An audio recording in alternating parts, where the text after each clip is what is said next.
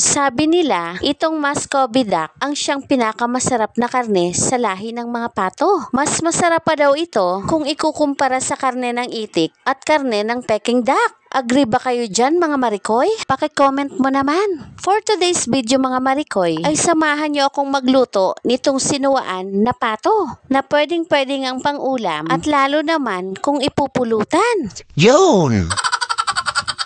Mangangailangan tayo dito mga Marikoy ng karne ng pato. At dahil minsan nga naibida na natin itong itik, syempre hindi pwedeng mawala itong si pato o tinatawag na Muscovy duck. Pinalambot na pala namin ito mga Marikoy. Gamit nga ang pantay na tubig sa karne, mga buong paminta, laurel at itong tanglad. Mangangailangan din tayo dito ng mga sibulyino at itong si kinchay na may kanya-kanyang health benefits. At syempre itong bibida for today's video na si luya o ginger. Mangangailangan din tayo ng mga sili. Pasensya na nga pala mga Marikoy at kulubot na ang mga ito. Ang hindi pwedeng mawalang mga kalamansi at itong ating mga bida sa panggisa na bawang at sibuyas. At ang mga basic na pampalasa.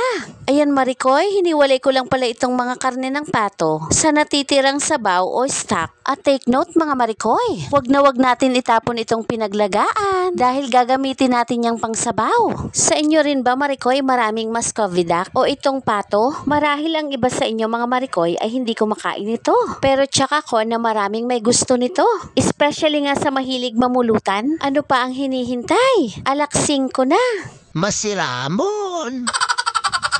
Unahin na nga natin itong ating ibibida mga Marikoy. Itong isa sa mga major ingredients na tinatawag na ginger o luya. Oo Marikoy, mapayelo man o puti nito ay tsak na tsak ang benepisyo. Ito ay kilalang pangtanggal lansa, ginagawang tea o salabat para sa mga namamalat at siguradong kulang ang lasa ng lugaw, paksiw at tinola kapag wala itong ating bida.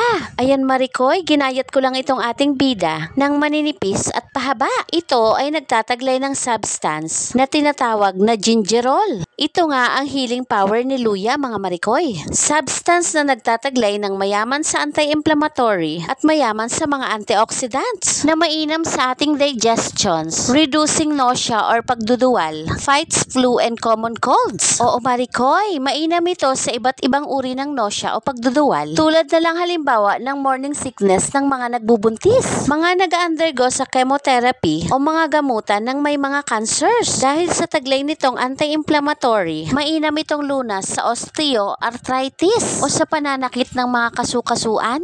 Iskelen, bikinimin! Ayan Marikoy, pagkatapos nitong luya, bawang at sibuyas, ay sunod ko nang in-extract itong ating kalamansi juice. Gumamit siguro ako dyan Marikoy ng 20 pieces. At ginupit ko lang ng mga 1 inch itong ating sibulyino at kinchay. At wag na nating patagalin. Lutuin na nga natin itong sinuwaan o kinalamansi ang pato. Sa mainit na kawali ay maglagay ng sapat na mantika. At ang laging ang sinasabi ni Mama Abing na sa tuwing magigisa, kapag ito'y may sangkap na luya, ay ito ang laging iuuna. Halu-haluin natin ito mga Marikoy hanggang sa maging golden brown. Halu-haluin para pantay-pantay ang pagkaluto. At kapag ito'y golden brown na, ay isunod na natin itong bawang. At kapag golden brown na ang bawang, ay isunod na rin itong sibuyas. Halu-haluin hanggang mag-translucent. At kapag okay na, ay ilagay na natin itong pato o karne ng Muscovy duck. Sasangkutsahin nga natin ito mga Marikoy. Sangkot siyang bonggang-bongga. Timplahan ng patis itong ating paminta at konting pulang panda. Halu-haluin natin para pantay-pantay ang lasa. Sa prosesong ito mga Marikoy ay sigurado tayong manunuot ang lasa sa ating mga karne. Dahil sa taglay ng ginger o luya na mayaman sa anti-inflammatory properties, ang tea nito ay mainam sa may mga menstrual pain o sa mga sumasakit ang puson dala ng buwan ng dalaw. Mainam sa ating puso dahil ito ay nagpapababa ng ating cholesterol level. Ito rin ay nagtataglay ng anti-diabetic properties kaya pwedeng-pwede sa mga diabetic. Ayan Marikoy, kapag nasangkot siya na natin itong karne, ay ilagay na natin dito ang ating pinaglagaan. Halu-haluin para magsama-sama ang lasa. Ito din ay mainam na lunas sa mga stomach-related discomfort, gaya ng pagka-empacho o hindi natunawan. Paalala, nguyaing mabuti bago lunukin. Ayan Marikoy, kapag okay na, ay lagyan na natin ito ng sabaw. At ang ideal nga na dami nito ay yung pantay lang ang tubig sa karne. Halu-haluin at atin na itong isimmer. Nasa katamtamang apoy na tayo dito mga Marikoy. Palambutin pa nga natin ito ng bonggang-bongga. Bukas halo nga tayo dito mga Marikoy. At kapag kulong-kulo na itong sabaw, pwede na itong timplahan. Tikman para malaman ang kulang. At kung ikay natatabangan, timplahan ito ng patis. Syempre, ang kanyang mga kasamang paminta at ang pulang panda para sa umaming hinahanap na lasa. Bikenemen! Itong ginger roll na taglay ni Luya ay nagtataglay din ng anti-cancer properties. Kaya may tulong upang maiwasan natin ang pagkakaroon ng mga cancers. Gaya nga nitong colon cancer, pancreatic at liver cancer.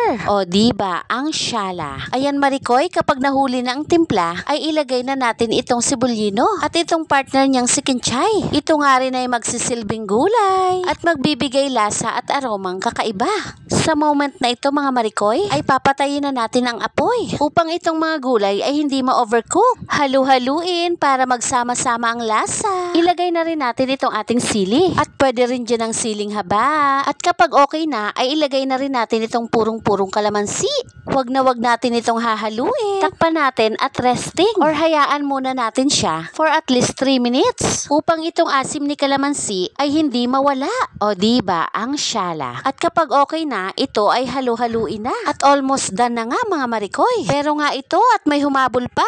Ang ginger ay mainam sa weight loss, mainam sa ating brain health at mainam din panglaban sa mga infeksyon. O siya, sige na at ito'y luto na. Sa taglay ngang sarap nitong karne ng pato at sa sarap at aroma nitong mga ingredients, lalo na nga itong si Luya, ay walang kaduda-duda. Ito ay naknakan ng sarap. Ugaliin nga natin ang paggamit nitong Luya mga Marikoy upang hindi lang lansa ang mawala, Maging ang ating mga karamdaman. yun lamang po mga Marikoy. Sana'y nakatulong. Please like, share, and follow na rin po. Salamat!